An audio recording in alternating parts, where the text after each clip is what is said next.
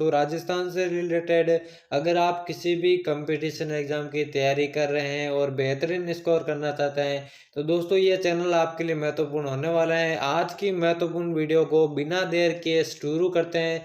दोस्तों एक एक प्रश्नों को एंड तक जरूर देखिएगा। पहला क्वेश्चन आपकी स्क्रीन के सामने है। पूर्ण राजस्थान में बहने वाली सबसे लंबी नदी का नाम है, यानी कि ऐसी नदी जो केवल राजस्थान में ही बहती है वो सबसे लंबी नदी। पहला है माही, दूसरा बनास, तीसरा बाणगंगा, चौथा है लूणी। कौन सी आपका राइट आंसर हो जाएगा? दोस्तों पूर्ण रूप से राजस्थान में बहने वाली सबसे लंबी नदी आपकी बनास नदी हो जाएगी, जबकि राजस्थान में बहने वाली सबसे लंबी नदी का पूछे तो वो चंबल होगी। ठीक है ना, दोनों प्रश्नों को अलग से समझेगा। इसका आंसर बनास होगा, दूसरा ऑप्शन बिल्कुल करेक्ट हो जाएगा। बढ़ते हैं अगले प्रश्न की ओर। राजस्थान का भीष्म पितामह किसे कहा जाता है? पहला है राणा सांगा, दूसरा राणा कुंभा, तीसरा कुंवर चुंडा, चौथा है राणा लाखा। कौन सा आपका राइट आंसर हो जाएगा? इस प्रश्न के राइट आंसर की बात करें सभी अभ्यर्थियों को कमेंट में आंसर देना है। राजस्थान का जो भीष्म पितामह है दोस्तों कुंवर चुंडा को कहा जाता है। तीसरा ऑप्शन बिल्कुल आपका करेक्ट हो जाएगा। अगला प्रश्न दोस्तों, गीदड़ नृत्य का संबंध किस स्थान से है? गीदड़ नृत्य का संबंध किस स्थान से है? पहला ऑप्शन है मेवाड़, दूसरा बीकानेर, तीसरा है शेखावटी, चौथा है जयपुर। कौन सा आपका राइट आंसर हो जाएगा? सभी को आंसर देना है। बात करें दोस्तों गीदड़ नृत्य की तो ये प्रसिद्ध है दोस्तों आपके शेखावटी क्षेत्र में। ठीक है ना, चूरू, सीकर, झुंझुनू तीन जिले शेखावटी क्षेत्र के अंतर्गत आते हैं। सी ऑप्शन बिल्कुल आपका करेक्ट हो जाएगा। अगला है दोस्तों, दादू पंथ का प्रमुख केंद्र कौन सा है? ठीक है ना, दादू पंथ की स्थापना संत दादू दयाल ने की थी। ठीक है ना, जिनका जन्म आपको मालूम है अहमदाबाद के अंदर हुआ था। तो दादू पंथ का प्रमुख केंद्र पहला अजमेर, दूसरा पीपासर, तीसरा भीनमाल, चौथा है नारायणा। राइट आंसर कमेंट करना है। इसका राइट आंसर की बात करें तो दोस्तों दादू पंथ का जो प्रमुख केंद्र है वो नारायणा में स्थित है। डी ऑप्शन बिल्कुल करेक्ट हो जाएगा। अगला देखें दोस्तों, बाण माता किस राज परिवार की कुलदेवी थी? ठीक है ना, बाण माता किस राज परिवार की कुलदेवी थी? पहला है मेवात, दूसरा जयपुर, तीसरा है मेवाड़, चौथा है नागौर। कौन सा आपका राइट आंसर हो जाएगा? बाण माता के बारे में पूछा गया है तो दोस्तों मेवाड़ राजवंश की, ठीक है ना, मेवाड़ राजवंश की कुलदेवी थी बाण माता। अगले प्रश्न की ओर बढ़े। बांसवाड़ा का मानगढ़ धाम किस समुदाय से संबंधित है? दोस्तों एक एक प्रश्न महत्वपूर्ण है, एक एक प्रश्न का आंसर आप देने की कोशिश जरूर कीजिएगा। बांसवाड़ा का जो मानगढ़ धाम है कौन से समुदाय से संबंधित है? पहला है मीणा, दूसरा भील, तीसरा गरासिया, चौथा है सहरिया। मानगढ़ धाम के बारे में पूछा गया है तो दोस्तों वो प्रसिद्ध है भील जनजाति से संबंधित। ठीक है ना, दूसरा ऑप्शन बिल्कुल आपका करेक्ट हो जाएगा। अगला दोस्तों, राजस्थान की मरुभाषा कहलाती है। ठीक है ना, राजस्थान की मरुभाषा किसे कहते हैं? पहला मेवाड़ी को, मारवाड़ी को, ढूंढाड़ी को या फिर मेवाती को किसे राजस्थान की मरुभाषा कहते हैं? तो दोस्तों राजस्थान में सर्वाधिक बोले जाने वाली जो भाषा है वो मारवाड़ी है और इसी को जो है राजस्थान की मरुभाषा कहा जाता है। दूसरा ऑप्शन बिल्कुल करेक्ट हो जाएगा। अगला है दोस्तों, उच्च न्यायालय का, ये पॉलिटी से संबंधित है। पॉलिटी से संबंधित हर बार प्रश्न पूछे जाते हैं, किसी भी एग्जाम को देख लीजिए। उच्च न्यायालय का न्यायाधीश अपना त्याग पत्र किसे देता है? पहला मुख्यमंत्री, दूसरा राज्यपाल, तीसरा राष्ट्रपति, चौथा उपराष्ट्रपति। पूछा गया दोस्तों उच्च न्यायालय का न्यायाधीश। अब बात करते हैं दोस्तों, चाहे उच्च न्यायालय का न्यायाधीश हो या फिर उच्चतम न्यायालय का न्यायाधीश हो, सभी जो अपना त्याग पत्र है वो दोस्तों राष्ट्रपति को ही देते हैं। ठीक है ना, सी ऑप्शन बिल्कुल आपका करेक्ट हो जाएगा। अगले प्रश्न की ओर बढ़े दोस्तों। अगला प्रश्न है, राजस्थान वित्त निगम की स्थापना कब की गई? राजस्थान वित्त निगम की स्थापना, चार ऑप्शन दिए गए हैं। पहला 1955, दूसरा 1956, तीसरा 1960, चौथा है 1958। राजस्थान वित्त निगम की बात की गई है दोस्तों तो इसका जो राइट आंसर हो जाएगा वो हो जाएगा 1955। ठीक है ना, पहला ही ऑप्शन बिल्कुल आपका करेक्ट हो जाएगा।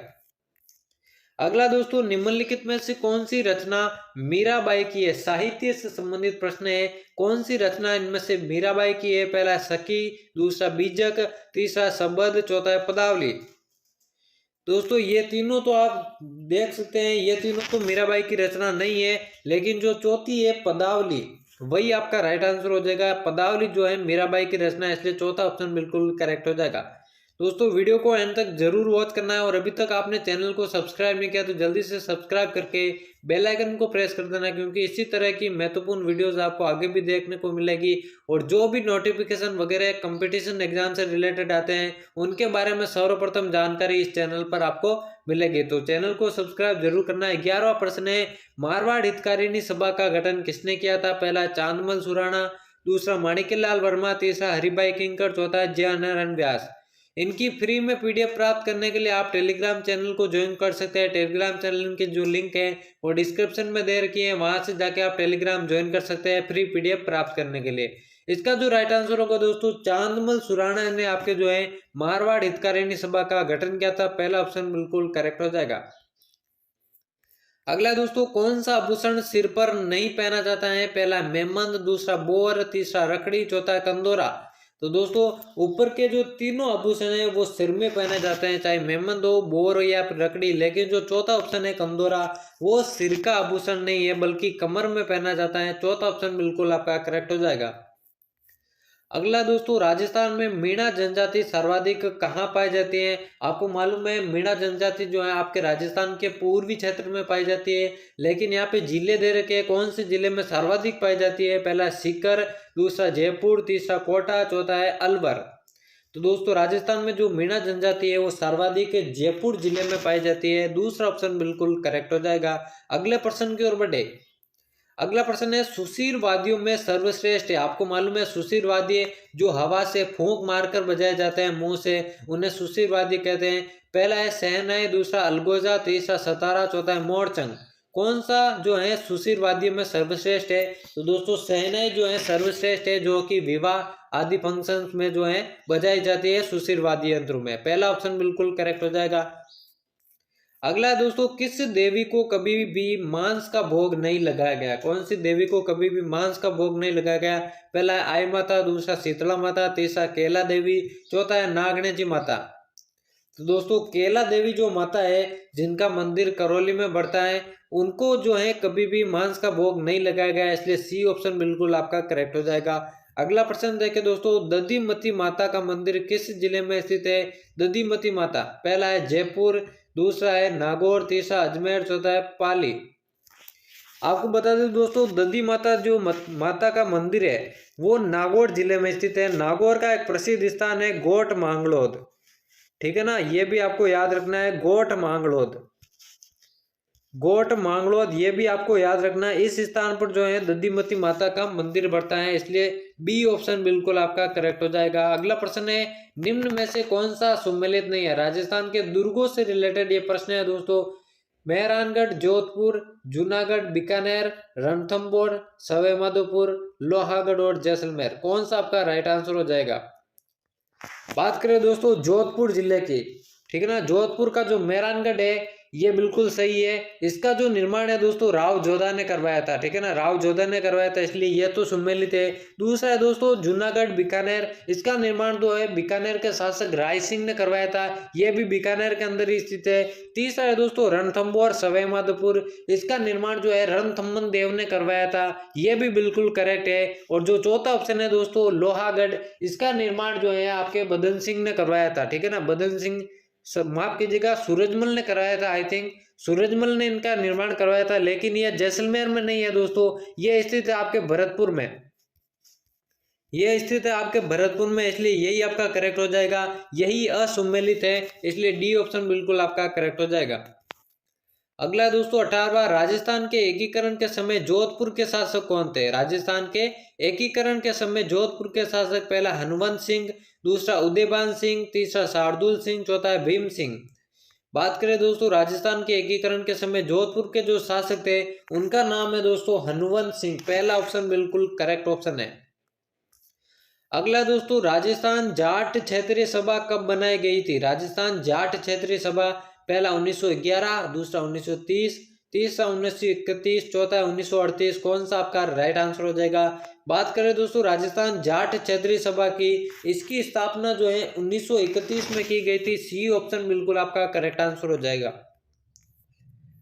अगला दोस्तों, कच्छवा राजवंश की प्रथम राजधानी थी, इसे आप कच्छवा वंश भी कहते हैं, जयपुर वंश भी कह सकते हैं, आमेर राजवंश भी कह सकते हैं, ठीक है ना, सभी इसी के नाम है। तो कछवा वंश की प्रथम राजधानी कौन सी थी? पहला अलवर, दूसरा जयपुर, तीसरा दौसा, चौथा आमेर। तो दोस्तों कछवा राजवंश की जो प्रथम राजधानी थी वो थी दौसा। सी ऑप्शन बिल्कुल आपका करेक्ट हो जाएगा।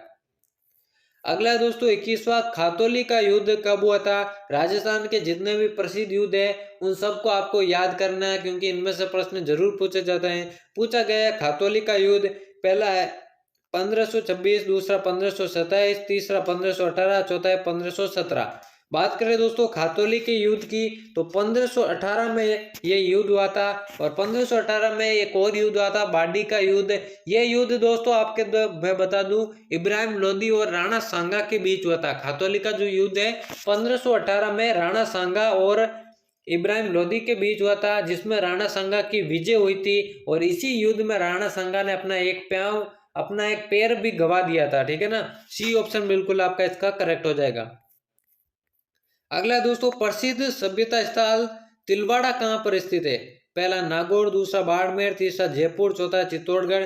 पूछा गया है दोस्तों तिलवाड़ा के बारे में कहाँ पर स्थित है, तो बाड़मेर जिले में आपके तिलवाड़ा स्थित है। दूसरा ऑप्शन बिल्कुल आपका करेक्ट हो जाएगा। उम्मीद करता हूं दोस्तों वीडियो पसंद आ रही होगी। वीडियो पसंद आ रही है तो वीडियो को लाइक कर दीजिए और चैनल को सब्सक्राइब कर दीजिए। अगला प्रश्न है दोस्तों कौन सा शहर राजस्थान का हृदय कहलाता है? पहला है नागौर, दूसरा अजमेर, तीसरा जयपुर, चौथा है कोटा। बात हो रही है दोस्तों राजस्थान के हृदय की, तो अजमेर जिले को आपका जो है राजस्थान का हृदय कहा जाता है, क्योंकि बीचों बीच में यह है, ठीक है ना। बी आपका बिल्कुल राइट ऑप्शन हो जाएगा। अगला प्रश्न देखिए दोस्तों 24वां है राजस्थान में, ये दोस्तों जनसंख्या से रिलेटेड है, ठीक है ना, जनगणना से रिलेटेड है, जनसंख्या से रिलेटेड है। राजस्थान में 2011 में महिला साक्षरता दर कितनी रही थी? सेकंड ग्रेड 2011 में आया हुआ प्रश्न है। 2011 की जनगणना के अनुसार आपको बताना है, पहला 66.0%, दूसरा 79.2%, तीसरा 52.1%, चौथा है 76.38%।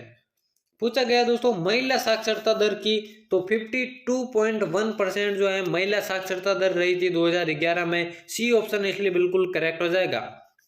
और आज के महत्वपूर्ण प्रश्नों की सीरीज का ये लास्ट प्रश्न है दोस्तों, बहुत ही महत्वपूर्ण प्रश्न है। फुलवारी की नाल अभ्यारण्य कौन से जिले में स्थित है? ठीक है ना, फुलवारी की नाल कौन से जिले में स्थित है? पहला चित्तौड़गढ़, दूसरा बूंदी, तीसरा चूरू, चौथा उदयपुर।